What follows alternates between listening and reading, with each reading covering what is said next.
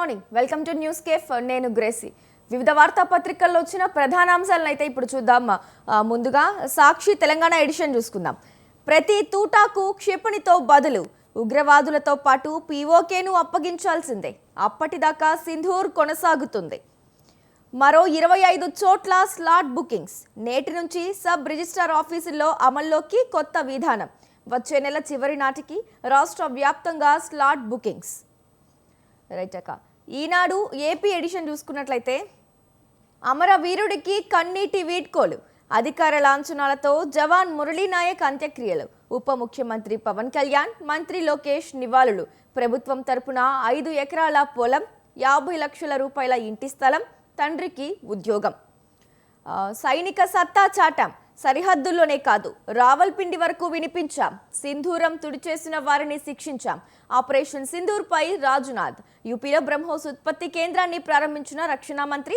అత్యంత ఖచ్చితత్వంతో లక్ష్యాలను ఛేదించాం వాయుసేన పాక్ యుద్ధ విమానాలను నేల కూల్చాం కీలక యుద్ధ స్థావరాలను పేల్చేశాం కరాచీ రేవు పైన గురిపెట్టాం రక్షణ శాఖ వెల్లడి సరిహద్దుల్లో ప్రశాంతత నేడు డీజీఎంఓల చర్యలు ఉపాధ్యాయుల బదిలీలకు సర్వం సిద్ధం ఈ నెల 15 నుంచి ప్రక్రియ చేపట్టేందుకు ప్రణాళిక సర్వీసుకు ప్రామాణిక తేదీ మే 31 హైకోర్టు ఆదేశాలతో అంధ టీచర్లకు మినహాయింపు తెలంగాణ ఎబ్సెట్ ఫలితాలు విడుదల ఇంజనీరింగ్లో 1, 2, 3, 5 ర్యాంకులు మన రాష్ట్రాల విద్యార్థులదే నామినేటెడ్ పోస్టుల నజరానా 22 కార్పొరేషన్లు సంస్థలకు చైర్మన్ల నియామకం తెదేపాకు 16 జనసేనకు 3 భాజపాకు 1 అమరావతి ఐకాసకు 2 టికెట్లు త్యాగం చేసిన వారికి పార్టీ విధేయులకు ప్రాధాన్యం రైట్ ఇక ఆంధ్రజ్యోతి తెలంగాణ ఎడిషన్ చూసుకున్నట్లయితే పాక్కు భారీ నష్టం 35 నుంచి 40 మంది సైనికుల మృతి 100 మందికి పైగా ఉగ్రవాదులు హతం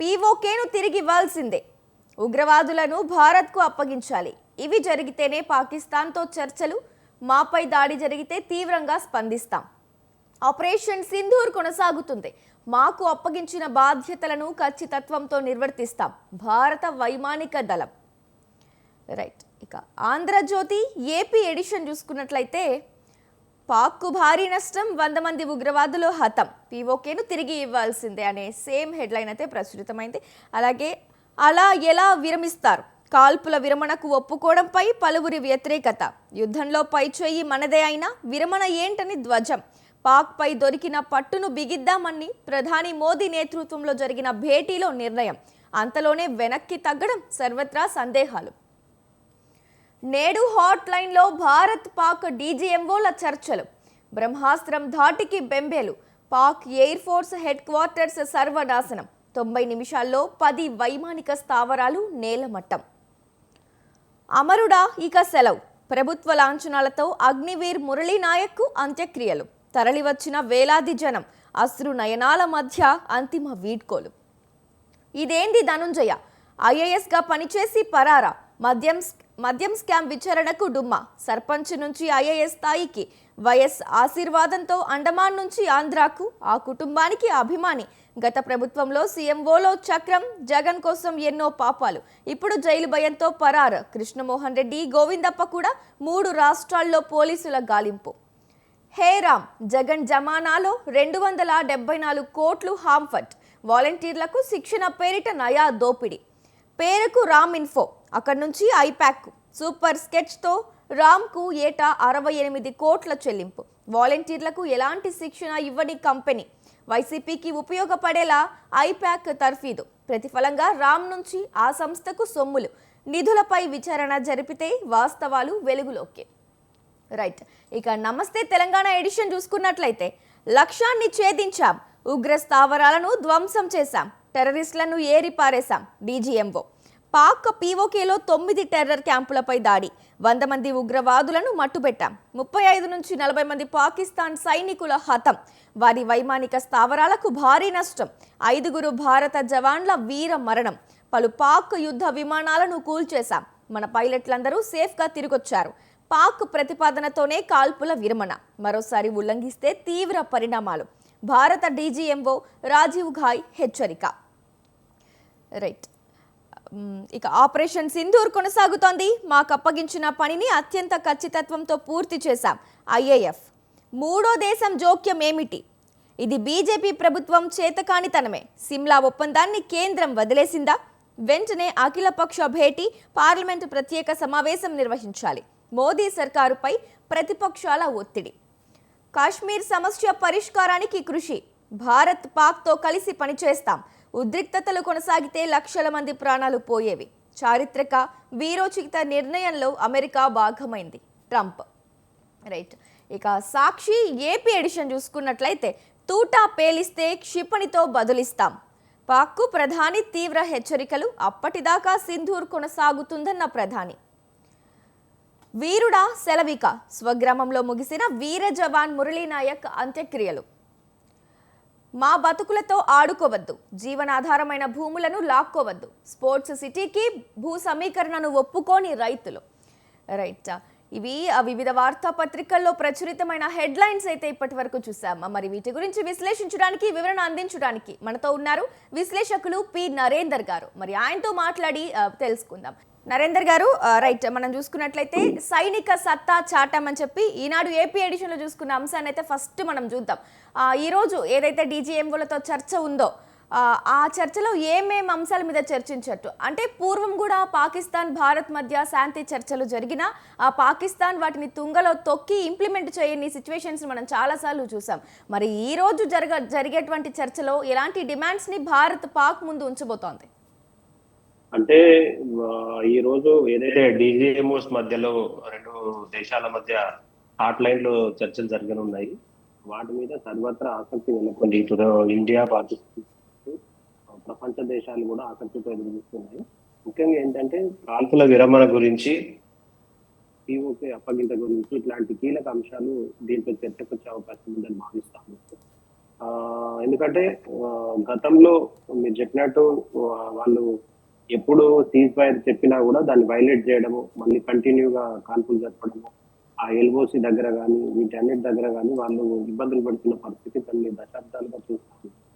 సో ఇప్పుడు ఆపరేషన్ సింధూర్ లో భాగంగా ఎప్పుడైతే ప్రభుత్వం, కేంద్ర ప్రభుత్వం సక్సెస్ఫుల్ గా దాయాది దేశం మీద అటాక్ చేసిన తర్వాత పరిస్థితులు అనేది కొంత కంట్రోల్లోకి వచ్చాయనే భావన ఉంది.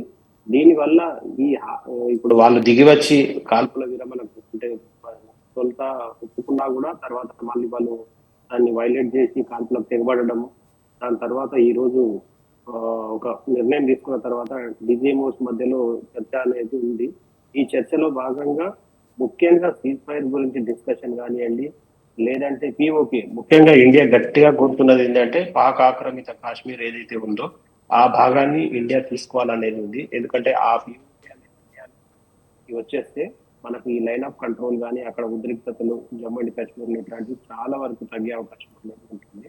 సో అందరూ కూడా ఒక ఆశాభావంతో ఉన్నారు. ఎందుకంటే దాయాది దేశం ఇప్పటికే చాలా దెబ్బతిన్నది. ఇండియా ఆర్థికంగా దెబ్బతిన్న ఆ దేశంపై ఇప్పుడు భారత ప్రభుత్వం గట్టిగా బదులివ్వడం, వాళ్ళు చేసిన వాళ్ళ సపోర్ట్ తో ఈ టెర్రరిస్టులు తెచ్చుకోవడం, జమ్మూ కాశ్మీర్ లో 26 మంది పర్యాటకులు అంటే 25 మంది ఇండియన్స్, వాళ్ళు నేపాలీ చనిపోవడం, దాంతో ఒక రకమైన టెన్స్ లైక్ సిచ్యువేషన్ అనేది మనకు చూసాము. సో అందరూ కూడా హోప్ఫుల్ గా ఉన్నారు. సో ఈ రోజు తేలిపోతుంది ఈ విషయంలో ప్రభుత్వం ఎలా స్పందించబోతుంది, దాయాది దేశం ఎలా అంగీకరించబోతుంది, వీటి విషయంలో వేరే దేశాలు కూడా ఎలా స్పందిస్తాయి, ఇతర దేశాలు ముఖ్యంగా అమెరికా, చైనా లాంటి దేశాల స్పందన గురించి కూడా ప్రజలు ఆసక్తితో ఎదురు చూస్తా ఉన్నారు. Right sir. అలాగే ఇప్పుడు ఈరోజు చర్చలో రెండు ప్రధాన అంశాల గురించి మోదీ అయితే ఈ డిమాండ్లు అయితే పాక్ ముందు పెడతారు అని చెప్పి చర్చ కొనసాగుతోంది. ఆ అంశాలు ఏంటి అంటే ఉగ్రవాదుల్ని భారత్కు అప్పగించాలి, అది మొదటి అంశం. ఇక రెండోదేమో పిఓకే, పాక్ ఆక్రమిత కాశ్మీర్ని మాకు మళ్ళీ తిరిగి అప్పగించాలి అని చెప్పి. ఈ రెండు అంశాలు పాక్ ఒప్పుకుని ఈ శాంతి చర్చలు సఫలమవుతాయి అంటారా? అసలు తప్పకుండా కావాలి. ఎందుకంటే పాకిస్తాన్ ఇప్పటికైనా దారిలో పడాలంటే ఇండియా పెడుతున్న రెండు ప్రధాన డిమాండ్లను ఒప్పుకుంటేనే వాళ్ళు కూడా భవిష్యత్తులో ఉనికి చాటుకోవడం అంటే వాళ్ళు సర్వైవ్ కావడానికి అవకాశం ఉంటుంది. ఎందుకంటే ఉగ్రవాదులను అప్పగిస్తే, ఎందుకంటే ఉగ్రవాదులు అనేది ఒక ఇండియానే కాదు, పాకిస్తాన్ కూడా చాలా వాళ్ళు ఒక రకంగా సపోర్ట్ చేసినా కూడా అక్కడ వైలెన్స్ అనేది, డిఫేమ్ అనేది ప్రపంచంలో పాకిస్తాన్ కి ఒక అప్రతిష్ట కానీ ఈ టెర్రరిజం వల్లనే వస్తా ఉంది. కాబట్టి వాళ్ళకి ఇది ఒక అవకాశం. ఇప్పుడు ఇండియా పెట్టిన డిమాండ్ లో భాగంగా టెర్రరిస్టులను అప్పగించడం కానివ్వండి, లేదంటే పిఓకేని విషయంలో కూడా వాళ్ళు వెనక్కి తగ్గితే ఆటోమేటిక్ గా వాళ్ళకే బాగు జరిగే అవకాశం ఉంటుంది. ఈ సమస్య చాలా వరకు పరిష్కారం అయ్యే అవకాశం ఉంటుంది. ఎందుకంటే పిఓకే అనే దాని మీద మొదటి నుంచి కూడా చాలా వివాదాస్పదంగా ఉంది. పాకిస్తాన్ దృష్టిలో అది పిఓకే కాదు, అది వాళ్ళ దృష్టిలో ఒక సపరేట్ దేశం వాళ్ళు. కానీ ఇండియా దృష్టిలో అది పాక్ ఆక్రమిత కశ్మీర్. వేరే ప్రపంచ దేశాలు కూడా దాన్ని సపరేట్ ప్రాంతంగా అంటే ఇండియా అడ్మినిస్ట్రేడ్ పాకిస్తాన్ అని, ఇండియా అడ్మినిస్ట్రేడ్ జమ్మూ కాశ్మీర్ అని, పాకిస్తాన్ అడ్మినిస్ట్రేడ్ కాశ్మీర్ అని రెండు విభాగాలుగా వేరే వేరే దేశాలు. సో ఈ సందర్భంగా ఈ రెండు ప్రధాన డిమాండ్ల విషయంలో రెండు దాయాది దేశం దిగి వస్తేనే ఈ సమస్య అనేది పరిష్కారమయ్యే అవకాశం ఉంది. రైట్ సార్ నరేంద్ర గారు. అట్లాగే ఇప్పుడు అటు నుంచి అంటే పాక్ నుంచి కానీ బుల్లెట్స్ వస్తే మాటలతో కాదు మిసైల్స్తో సమాధానం చెప్పండి అని ప్రధానమంత్రి నరేంద్ర మోదీ సైన్యానికి ఫ్రీ హ్యాండ్ ఇచ్చినట్లయితే తెలుస్తోంది. మరి ఈ నేపథ్యంలో మళ్ళీ కూడా పాక్ కవ్వింపు చర్యలకు పాల్పడితే మళ్ళీ ఉద్రిక్తతలు ఏమన్నా చెలరేగే ఛాన్స్ ఉందా? ఎస్ ఎస్ ఎందుకంటే ఇక్కడ ఆయన ఆల్రెడీ చెప్పారు, మా ప్రధాని మంత్రి आप लोग गोली मारे तो हम గోలా కరింగే అనే విషయంలో ఆయన అనడము, మీరు అన్నట్టు ఇప్పుడు అక్కడ నుంచి బుల్లెట్లు వస్తే ఇక్కడ నుంచి మిసైల్స్ వెళ్ళడం అనేది ఖచ్చితమవుతుంది. సో ఇది ఇరు దేశాలకు కూడా శ్రేయస్కరం కాదు. ఎందుకంటే ఇప్పుడున్న పరిస్థితుల్లో ప్రపంచవ్యాప్తంగా మనం చూస్తా ఉన్నాం, యుద్ధం జరుగుతున్న దేశాల్లో పరిస్థితి ఎలా ఉంది అనేది. సో మనం ఎప్పుడు కూడా ఇండియా శాంతినే కోరుకుంటుంది. అన్లెస్ రెచ్చగొట్టి వాళ్ళు దాడులు చేస్తే తప్ప ఇండియా స్పందించే, ఎందుకంటే ఇండియా అంత గొప్పగా ఉంటుంది, ప్రపంచంలోనే ఒక శాంతికి కేంద్రం ఉండే దేశం ఇండియా. సో వాళ్ళు ఖచ్చితంగా ఈ కవింపు చర్యలకు పాల్పడడం కానివ్వండి, ఇండియా ఇప్పుడు ఇస్తున్న ఒక భరోసాని వాళ్ళు నిలుపుకోకపోతున్నప్పుడు వాళ్ళు చాలా భయానకమైన పరిస్థితులను భవిష్యత్తులో ఎదుర్కొనే పరిస్థితి ఉంటుంది. సో అందరూ కూడా ఆసక్తితో ఎదురు చూస్తూ ఉన్నారు. ఇండియన్స్ అయితే అందరూ కూడా క్లియర్ స్టాండ్ తో ఉన్నారు. ప్రధానమంత్రి మోడీ గారు కానివ్వండి, కేంద్ర ప్రభుత్వం కానీ చాలా గట్టి పట్టుదలతో ఉన్నాయి. అందులో ఉన్న వేరే వివిధ పార్టీల అన్ని కూడా చాలా క్లియర్ స్టాండ్ తో ఉన్నాయి. ఇక్కడ ఇండియా ఒకే బాటపై ఉంది. ఈవెన్ ప్రతిపక్ష పార్టీలు కూడా అల్టిమేట్ గా సపోర్ట్ చేస్తా ఉన్నాయి ఇవన్నీ విషయంలో. దీంట్లో ఎక్కడ కూడా వేరే సెకండ్ డివైడ్ ఒపీనియన్ కానీ ఇట్లాంటి పరిస్థితి ఇక్కడ లేదు. సో పాకిస్తాన్కే వాళ్ళు ఈ అంశాల మీద చక్కగా రెస్పాండ్ అయ్యి దీనికి ఒక ముగింపు పలికితే మళ్ళీ భవిష్యత్తులో ఎప్పుడు కూడా ఇట్లాంటి ఇబ్బందులు రాకుండా అవకాశం ఉంది. రైట్ నరేందర్ గారు. కానీ పలువురిలో అయితే ప్రభుత్వంపై వ్యతిరేకతనైతే మనం చూస్తున్నాం. ఇప్పుడు ఈ కాల్పుల విరమణ ఒప్పందానికి ఒప్పుకోవడంపై వ్యతిరేకతని అంటే ఆల్రెడీ ఎట్లో స్టార్ట్ అయిపోయింది, ఇంకా పాకిస్తాన్పై పట్టు బిగిద్దామని చెప్పి రీసెంట్గా జరిగిన భేటీలో ప్రధానమంత్రి నిర్ణయం తీసుకోవడం జరిగింది. మరి ఇప్పుడు శాంతి చర్చలకు ఎందుకు ఒప్పుకోవడం, ఇంకా కాశ్మీర్ మన కైవసం కాకముందే ఎందుకు ఇట్లా శాంతి చర్చలకు ఒప్పుకోవడము అని చెప్పి ప్రధానమంత్రి ద్వంద్వ వైఖరిని ప్రదర్శిస్తున్నారా అని చెప్పే ప్రశ్నలు కూడా అయితే లేవనెత్తుతున్నారు ప్రజలు. మరి దీన్ని మనం ఎలా చూడొచ్చు నరేందర్ గారు?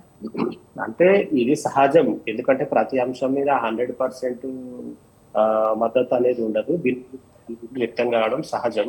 సో కొంతమంది అభిప్రాయం, ఎందుకంటే మనం ఆల్రెడీ పై చేయిలో ఉన్నాం కాబట్టి మనం కాల్పుల విరమణకు దిగడం ఎందుకు, లేకపోతే మనం వాళ్ళతో డిస్కషన్ ఎందుకు, మనం పై చేయి సాధించేసి పాక్ ఆక్యుపైడ్ కాశ్మీర్ లో పిఓపిని మనము సొంతం చేసేసుకొని వాళ్ళ మీద పై చేయి సాధించాలి, ఈ చర్చలేంటి వాళ్ళకు అనేది కొంతమంది మాట్లాడుతున్నారు. కానీ అది మాటలు మాట్లాడడానికి వాస్తవం తేడా ఉంటుంది.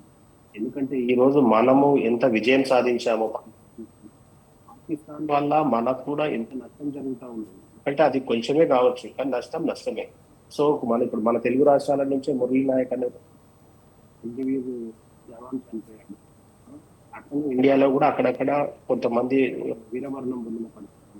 అక్కడ బార్డర్ ప్లేసుల్లో కూడా ఈరోజు పంజాబ్ లో కానివ్వండి, జమ్మూ కాశ్మీర్ లో కానివ్వండి, అక్కడంతా పరిస్థితి కూడా చాలా ఉద్రిక్త పరిస్థితి ఉన్నది. వాళ్ళందరూ ఇప్పుడు కాల్పుల విరమణతో ఊపిరి పీల్చుకున్నారు, మన సైడ్ పబ్లిక్ ఉన్నారు. సో మనము కేంద్ర ప్రభుత్వం ఇప్పుడు ఏదైతే ఇంత డేర్ స్టెప్ తీసుకుందో మనం ఎప్పటి నుంచో చూస్తా ఉన్నాం. 1971 జరిగింది వారు, కార్గిల్ టైంలో జరిగింది అటాక్. ఇంత గ్యాప్ తర్వాత ఇప్పుడు జరుగుతుంది. కేంద్ర ప్రభుత్వానికి అన్ని విషయాలు తెలుసు. మన ఇప్పుడున్న టీంలో కూడా చాలా మంచి వ్యక్తులు, జయశంకర్ గారు కానివ్వండి, దోబల్ గారు కానివ్వండి, ఇట్లా ఈ రోజు అన్ని పార్టీలు, ఈవెన్ బీజేపీ ఒక చేతిలో కూడా వ్యవహారం లేకుండా ఈ రోజు వేరే పార్టీలు కూడా కేంద్ర ప్రభుత్వంలో ఉన్నాయి. ఇట్లాంటి పరిస్థితుల్లో ఒక సమిష్టి నిర్ణయమే ప్రతి నిర్ణయానికి ఒక అవకాశం కల్పిస్తుంది. సో అది సరే, అది అభిప్రాయంగా భావించవచ్చు తప్ప మనకు రిజల్ట్ రావడం ముఖ్యం. అది లేకపోతే అక్కడ మనం వాళ్ళతో కాల్పుల విరమణ ఎందుకు అది అనేది సరే, వాళ్ళ అభిప్రాయం వాళ్ళు వ్యక్తం చేసినా కూడా ఈ ప్రాసెస్ ముందుకు తీసుకెళ్లి దీనికి ఒక శాశ్వత పరిష్కారం తీసుకురావడం అనేది కేంద్ర ప్రభుత్వంపై ఉంటుంది.